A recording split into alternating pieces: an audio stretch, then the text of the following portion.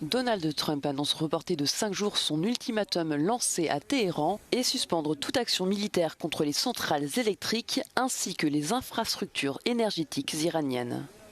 Le président américain, qui avait menacé samedi de détruire ses installations sous 48 heures en l'absence de réouverture du détroit d'Ormuz, opère un nouveau revirement, assurant avoir échangé avec des responsables iraniens au sujet d'une résolution du conflit au Moyen-Orient, des discussions qu'il a qualifiées de très bonnes et productives.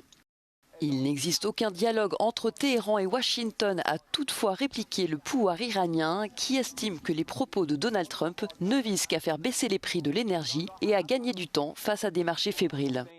Un peu plus tôt, Téhéran avait averti qu'il frapperait les installations électriques des États-Unis et de leurs alliés au Moyen-Orient et qu'il viserait spécifiquement les bases militaires en cas d'exécution de la menace américaine. Auparavant ce lundi, alors que des spécialistes russes travaillent à la centrale nucléaire de Boucher en Iran, le porte-parole du Kremlin Dmitri Peskov avait mis en garde contre toute attaque contre cette installation.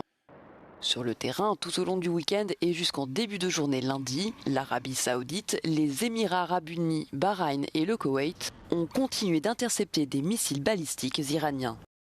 En Israël, alors que 2 missiles ont frappé le sud du pays, Tsahal a annoncé lundi mener une grande vague d'attaques contre Téhéran.